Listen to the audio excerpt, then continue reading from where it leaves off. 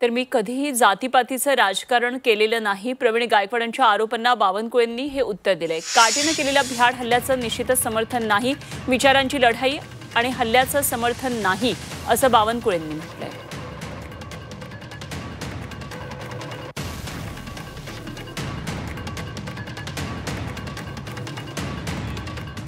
तर आज मी नाही तर उद्या कदाचित खेडेकर साहेब असतील, कारण त्यांच्या टार्गेटवर आहेत। प्रकाश आंबेडकर साहेब आहेत, त्याच्यानंतर वामन मिश्राम साहेब आहे।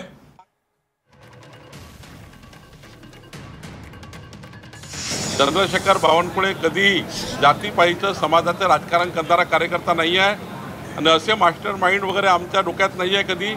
आम्ही संस्कार संस्कृतीने काम करणारे कार्यकर्ते आहोत आणि त्यामुळं मी आधीच सांगितलं, अशा घटनांचा आम्ही निषेध करतो आहे।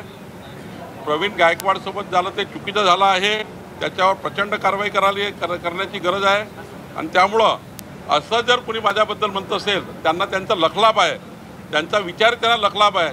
आम्ही विचाराची लढाई लढणार लोक आहोत, आम्ही रस्त्यावरची लढाई लढणार लोक नाही आहोत आणि त्यामुळं मला असं वाटतं ज्यांनी हा समज करून घेतला आहे त्यांनी माझ्या त्या ठिकाणी आतापर्यंतच्या जे माझं त्या ठिकाणी इमेज आहे त्या इमेजचा विचार करून बोलावं।